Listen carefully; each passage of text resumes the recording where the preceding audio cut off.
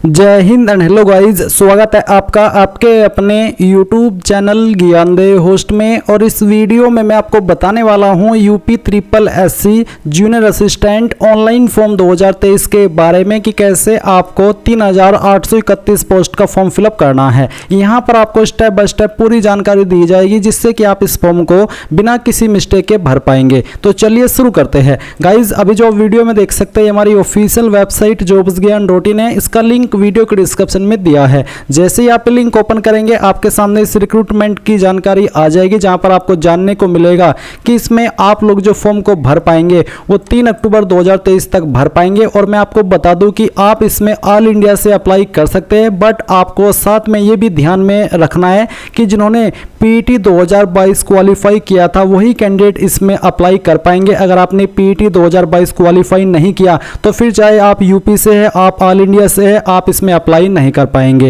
And qualification 12वीं पास, as आपकी 18 से 40 साल के बीच रखी गई है। तो ये सभी जानकारी चेक करने के बाद में आप यहाँ पर इंपॉर्टेंट लिंक्स के सेक्शन में आकर के अप्लाई ऑनलाइन लिंक ओपन करेंगे। इसको ओपन करने के बाद में आप यहाँ पर होम पेज पर आ जाएंगे। यहाँ पर आने के बाद में आपको नोटिफिकेशन एडवर्टाइजमेंट के सेक्शन पर आ जाना है और इसके ऊपर आने के बाद में आप यहाँ पर अप्लाई के ऊपर क्लिक करेंगे। अप्लाई पर क्लिक करने के बाद में आप यहाँ पर इस तरह से जानकारी चेक करेंगे। अब आपको यहाँ पर सबमिट एप्लीकेशन के ऊपर क्लिक करना है। इसके ऊपर क्लिक करने के बाद आप यहाँ पर I have read the instructions यहाँ पर टिक करेंगे एंड आई एग्री पर क्लिक करेंगे। इसके बाद में आप किस तरह से यहाँ पर आगे बढ़ना चाहते हैं, थ्रू पर्सनल डिटेल जो कि आपको प्रीलिमिनरी एलिजिबिलिटी टेस्ट यानी कि पीईटी 2022 की देनी है, या फिर थ्रू ओटीपी। तो मैं यहाँ पर थ्रू पर्सनल डिटेल सिलेक्ट करता हूँ एंड देन फिर आपको यहाँ पर जो आपका पीईटी 2022 का रजिस्टर नंबर है वो एंटर करना है। इसके बाद में जो आपकी डेट ऑफ बर्थ आपने पीईटी 2022 के अंदर भरी थी वो डेट ऑफ बर्थ आप यहाँ पर सिलेक्ट कर लेंगे। जेंडर आपका क्या है, मेल फीमेल, वो आप यहाँ पर सिलेक्ट करेंगे। Are you domicile of UP, क्या आप यूपी के निवासी है, अगर हाँ तो यस, नहीं तो आपको नो करना है। फिर आपकी कास्ट कैटेगरी कौन सी है वो आप यहाँ पर सिलेक्ट कर लेंगे एंड देन ये वेरिफिकेशन कोड डालने के बाद आप क्लिक हियर टू प्रोसीड पर क्लिक करेंगे। अब गाइस यहाँ पर आपके सामने आपकी जो इन्फॉर्मेशन है पीईटी की ऊपर की तरफ आप वो चेक करेंगे और नीचे आप यहाँ पर देखेंगे additional age relaxation other than above region. तो यहाँ पर आपको अगर आईसीयू के अंदर छूट चाहिए आप यहाँ पर यस करेंगे। यस करने के बाद में यहाँ पर कुछ आपके सामने ऑप्शन आते हैं जैसे कि गवर्नमेंट ऑर्डर, कोर्ट ऑर्डर, सेवा नियमावली या फिर एनी अदर। अगर आप ये सेलेक्ट करते तो यहाँ पर आपसे बहुत सारी इन्फॉर्मेशन मांगी जाती है। तो आपके मन में एक सवाल आता है कि सर जो छूट मिलती है एससी एसटी कैंडिडेट को 5 साल की और ओबीसी को 3 साल की, क्या वो छूट पाने के लिए हम यहाँ पर यस करेंगे? तो मैं आपको बता दूं कि अगर आप एससी एसटी ओबीसी है और आप चाहते कि आपको छूट मिले तो आपको यहाँ पर तब भी नो ही करना है। यहाँ पर उस रूल के अतिरिक्त अगर आप किसी इनमें से किसी ऑर्डर के तहत छूट चाहते हैं एज के अंदर तब आप यहाँ पर यस करेंगे। अगर आप एससी एसटी ओबीसी है और आप चाहते कि आपको छूट मिले तो आप यहाँ पर नो कर दीजिए, वो छूट आपको तब भी दी जाएगी जो आपका रूल है उसके अकॉर्डिंग। इसके बाद में यहाँ पर गाइज आप देखेंगे एकेडमिक डिटेल्स। तो एकेडमिक डिटेल्स में आपकी ऊपर की तरफ हाई स्कूल की इन्फॉर्मेशन दी गई है, नीचे आपको 12वीं की इन्फॉर्मेशन दी गई है। आप यहाँ पर देखेंगे कि आपका 12वीं का बोर्ड ऑटोमेटिकली सिलेक्टेड है, अगर सिलेक्टेड नहीं है तो फिर आप यहाँ पर आपका बोर्ड सिलेक्ट कर लेंगे। फिर आपने किस साल के अंदर आपकी जो 12वीं है वो पास की है वो आप यहाँ पर सिलेक्ट कर लीजिएगा। तो आप इस तरह से इसको सिलेक्ट करेंगे एंड देन यहाँ पर जो आपका 12वीं का रोल नंबर है वो आपको एंटर करना है। आपका नंबर सिस्टम क्या था, परसेंटेज या ग्रेड, वो आपको सिलेक्ट करना है। अगर परसेंटेज तो फिर आपको बताना कि कितने नंबर आपको आए थे और कितने में से आए थे वो आप यहाँ पर डाल देंगे। इसके बाद में गाइज यहाँ पर आते हैं details of additional qualification for the post of junior assistant, junior clerk and assistant level 3। तो यहाँ पर पहला पॉइंट है कि क्या आपने जो आपकी 12वीं है वो आपने यूपी बोर्ड या फिर किसी ऐसे बोर्ड से की है जो कि गवर्नमेंट द्वारा रिकॉग्नाइज्ड है, तो आप यहाँ पर इसमें यस कर दीजिएगा। यस करने के बाद में आपको यहाँ पर आपके बोर्ड का नाम एंटर करना है जो कि आपने जहाँ से बेसिकली 12वीं की है। इसके बाद में किस साल के अंदर आपने 12वीं पास की है वो साल आप यहाँ पर सिलेक्ट कर लेंगे और ये सिलेक्ट करने के बाद में आपको यहाँ पर जो आपका 12वीं का सर्टिफिकेट या फिर रोल नंबर है वो एंटर करना है। आपके अगर सर्टिफिकेट के ऊपर सर्टिफिकेट नंबर मेंशन नहीं है तो फिर आप यहाँ पर आपका रोल नंबर एंटर कर सकते हैं, तो यहाँ पर आप डाल दीजिएगा। इसके बाद में कब आपका सर्टिफिकेट इशू हुआ है वो डेट भी आप यहाँ पर कैलेंडर के ऊपर क्लिक करके सिलेक्ट कर लीजिएगा इस प्रकार से, जैसे कि मैं आपको यहाँ पर सिलेक्ट करके दिखा रहा हूँ। इसके बाद परसेंटेज सिस्टम, तो आप यहाँ पर परसेंटेज सिस्टम बता दीजिए, परसेंटेज है या फिर ग्रेड। जैसे कि मैं परसेंटेज सिलेक्ट किया तो फिर आपको बताना कि कितने नंबर आपको आए थे और कितने में से आए थे वो आप टोटल मार्क्स के अंदर एंटर करेंगे। इसके बाद 2 पॉइंट है, मिनिमम 25 वर्ड्स पर मिनट एंड 30 वर्ड्स पर minute typing speed in is essential in Hindi and English respectively. यानी कि आपकी स्पीड हिंदी के अंदर तो होनी चाहिए यहाँ पर 25 वर्ड पर मिनट, और जो इंग्लिश है उसके अंदर आपकी स्पीड 30 वर्ड पर मिनट होनी चाहिए, और ये दोनों में होनी अनिवार्य है, किसी एक से काम नहीं चलेगा। तो आप यहाँ पर इसमें यस कर दीजिएगा। और यस करने के बाद में तीसरा पॉइंट है कि must have CCC certificate in computer application provided by DOE-ACC society और any certificate as equivalent thereto given by any institute. Basically आपके पास CCC सर्टिफिकेट होना चाहिए जो कि DOE-ACC के द्वारा जारी होता है। अगर आपके पास CCC सर्टिफिकेट नहीं है और कोई अन्य सर्टिफिकेट है जो कि CCC के सर्टिफिकेट के बराबर माना जाता है, तो आप यहाँ पर तब भी यस कर सकते हैं। मैं फिर से कह दूं कि CCC सर्टिफिकेट अगर नहीं है, कोई अन्य कंप्यूटर सर्टिफिकेट है जो कि CCC के बराबर माना जाता है, तो आप तब भी इसमें यस करके इस फॉर्म को भरने के लिए एलिजिबल हो सकते हैं। अब अगर आप यहाँ पर यस करें तो जो आपको सर्टिफिकेट मिला है वो किसके द्वारा मिला है, किसने आपको दिया है, उसका नाम आपको यहाँ पर एंटर करना है। कब आपने सर्टिफिकेट पास किया वो आप यहाँ पर डाल देंगे।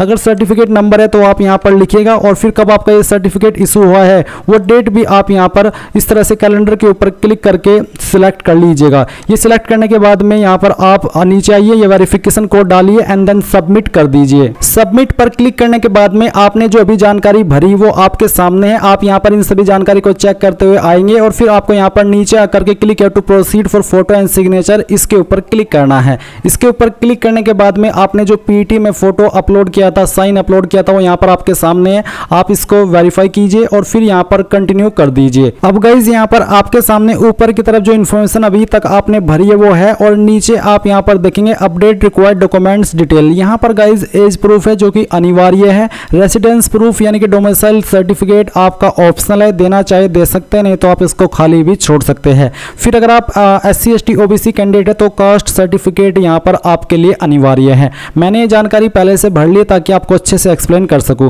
तो आप यहाँ पर एज प्रूफ में अंदर आपका 10th का सर्टिफिकेट दे सकते हैं, यानी कि उसकी जानकारी दे सकते हैं। अगर आपके पास बर्थ सर्टिफिकेट है तो आप उसकी जानकारी भी दे सकते हैं। तो अगर आप 10th का सर्टिफिकेट दे रहे हैं एज प्रूफ में, तो आपको यहाँ पर इश्यूइंग अथॉरिटी में बताना है कि आपका जो 10th का सर्टिफिकेट है वो कौन से बोर्ड के द्वारा जारी हुआ है। उस बोर्ड का नाम आपको यहाँ पर लिखना है। मेरा यूपी बोर्ड है, मैंने यूपी बोर्ड लिखा। इश्यूइंग डेट कब आपका सर्टिफिकेट जारी हुआ है वो डेट आप यहाँ पर कैलेंडर के ऊपर क्लिक करके सिलेक्ट कर लेंगे, एंड देन आप सर्टिफिकेट नंबर डालेंगे और फिर अपडेट के ऊपर क्लिक करके इसको अपडेट कर देंगे। इसी प्रकार से आप यहाँ पर आपका निवास प्रमाण पत्र यानी कि डोमिसाइल सर्टिफिकेट की जानकारी भरेंगे। नहीं है तो खाली छोड़ दीजिए, कोई प्रॉब्लम नहीं होगी। फिर अगर आप SC ST OBC है तो आपको कास्ट सर्टिफिकेट की इन्फॉर्मेशन देनी है। अब ये जो आपका कास्ट सर्टिफिकेट है, नॉर्मली ये तहसीलदार, नायब तहसीलदार, CO SDM इनके अधिकारी द्वारा यानी कि इन पोस्ट के अधिकारी द्वारा जारी होता है। तो इनमें से किस पोस्ट के अधिकारी ने आपका सर्टिफिकेट जारी किया है वो आपके सर्टिफिकेट के ऊपर उस अधिकारी की पोस्ट का नाम मेंशन होगा। आपको उसी पोस्ट का नाम लिखना है, और फिर कब आपका सर्टिफिकेट जारी हुआ है वो इशू डेट आप कैलेंडर के ऊपर क्लिक करके सिलेक्ट कर लेंगे, अपना सर्टिफिकेट नंबर डालेंगे और अपडेट के ऊपर क्लिक करके आप इसको अपडेट कर देंगे। फिर आप नीचे आएंगे। नीचे आने के बाद में यहाँ पर आती है प्रेफरेंशियल क्वालिफिकेशन, जहाँ पर पूछा कि क्या आपने टेरिटोरियल आर्मी के अंदर कम से कम 2 साल तक सेवा की है। अगर हाँ तो आप यस करें, नहीं तो उसको नो ही रहने दें। अगला सवाल है कि क्या आपके पास नेशनल कैडेट कॉर्प्स यानी कि NCC का भी सर्टिफिकेट है। अगर है तो यस, नहीं तो आपको नो करना है। इसके बाद आप बाकी की इन्फॉर्मेशन चेक करते हुए नीचे आएंगे। यहाँ पर आपको डिक्लेरेशन के ऊपर टिक करना है। ये जो कैप्चा कोड आपके सामने आ रहा है, ये कैप्चा कोड आप यहाँ पर डालिए, और डालने के बाद में आप यहाँ पर नीचे सेव एंड प्रोसीड पर क्लिक कीजिए। अब गाइज यहाँ पर आता है फाइनल सबमिशन कंफर्मेशन। तो आप proceed to payment of fee and final submission इसके ऊपर क्लिक करके यहाँ से ओके कर दीजिए। ओके करने के बाद में अब आपको क्लिक है टू पे फीस के ऊपर क्लिक करना है, एक बार फिर से ओके करना है।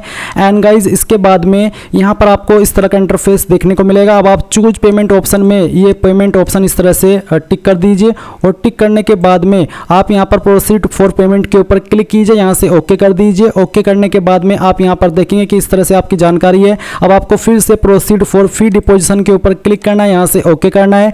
ओके करने के बाद में यहाँ पर आपको पेमेंट के पेज पर ट्रांसफर किया जाएगा। आप अपनी application fees SBI net banking, SBI debit card, UPI यानी कि इनमें से किसी भी माध्यम का इस्तेमाल करके जमा कर सकते हैं। तो जैसे ही आप यहाँ से अपनी एप्लीकेशन फीस फीस का कोई भी माध्यम सेलेक्ट करके फीस को जमा कर देंगे तो आप अपने फॉर्म का फाइनल प्रिंट आउट ले पाएंगे। अब गाइज आप देख सकते हो your transaction status is success. आप यहाँ से ओके कीजिए। ओके करने के बाद में आपको यहाँ पर थोड़ा सा वेट करना है और आपको ऑटोमेटिकली यहीं पर रिडायरेक्ट किया जाएगा जहाँ से आपने अपने फॉर्म को फिल करना स्टार्ट किया था। आपको थोड़ा सा वेट करना होगा। तो देख लीजिए आपके सामने पेमेंट की रिसिप्ट आ चुकी है। आप यहाँ पर प्रिंट पेमेंट रिसिप्ट के ऊपर क्लिक करके इसको प्रिंट कर लीजिए and then proceed for final submission इसके ऊपर क्लिक कीजिए। अब गाइज यहाँ पर आपके सामने ऐसा इंटरफेस है। अब आपको proceed to download and print the application form इसके ऊपर क्लिक करना है। इसके ऊपर क्लिक करने के बाद में आप यहाँ पर प्रिंट के आइकन के ऊपर क्लिक कीजिए और यहाँ पर सेव के ऊपर क्लिक करके इसको भी आप यहाँ से सेव कर लीजिए। आपका एप्लीकेशन फॉर्म सेव हो चुका है। अभी मैं थोड़ी सी एक्स्ट्रा जानकारी उन कैंडिडेट को देना चाहूंगा जो कि यहाँ पर किसी रीजन से अपनी फीस को जब जमा करते हैं फीस अकाउंट से कट हो जाती है बट अपनी जो फाइनल प्रिंट है वो नहीं ले पाते। तो उनको क्या करना है, उनको होम पेज पर आना है और होम पेज पर आने के बाद में आप यहाँ पर देखेंगे आपको एप्लीकेंट सेगमेंट देखने को मिल रहा है। तो आप यहाँ पर एप्लीकेशन फी डिपोजिशन इसके ऊपर क्लिक कीजिए। इसके ऊपर क्लिक करने के बाद में आप आपका रजिस्टर नंबर एंटर कीजिए, आपकी डेट ऑफ बर्थ एंटर कीजिए, जेंडर सेलेक्ट कीजिए, are you domicile of UP में यस नो जो भी है वो कर दीजिए, कैटेगरी सेलेक्ट कर लीजिए, वेरिफिकेशन कोड डालिए एंड प्रोसीड के ऊपर आप जैसे ही क्लिक करेंगे तो आपको पेमेंट के पेज पर फिर से सेंड कर दिया जाएगा। आप अपनी एप्लीकेशन फीस दोबारा से जमा कर सकते हैं अगर आपकी फीस जमा करने में कोई प्रॉब्लम आपको आई थी। इसके बाद में अगर आपके अपनी एप्लीकेशन फीस जमा कर दी है और अपने फॉर्म का फाइनल प्रिंट आउट नहीं ले पाए हैं तो ऐसे में आप यहाँ पर क्या करेंगे, तो फाइनल प्रिंट आउट लेने के लिए आप रिमेनिंग डिटेल सबमिशन के ऊपर क्लिक करके अपनी इंफॉर्मेशन भरेंगे जो कि यहाँ पर मांगी है एंड जो आपका बाकी का फॉर्म है वो आप यहाँ से भर पाएंगे। इसके अलावा नो योर स्टेटस के ऊपर क्लिक करके आप यहाँ पर प्रिंट डिटेल्ड एप्लीकेशन फॉर्म इसके ऊपर क्लिक करके ये सभी जानकारी फिल करके अपने फॉर्म का फाइनल प्रिंट आउट बिल्कुल फाइनल वाला वो भी ले सकते हैं। तो यहाँ से जो भी आपके मन में सवाल डाउट रह जाते हैं फॉर्म को जमा करने में वो यहाँ से आप पूरे कर सकते हैं। सो अगर इसके बाद भी कोई डाउट रह जाए तो आप कमेंट के माध्यम से पूछ लीजिएगा। एंड ये थी आपकी UP triple SC junior assistant clerk online form 2023 के बारे में पूरी जानकारी। आई होप आपको पसंद आई होगी। So thanks for watching. जय हिंद।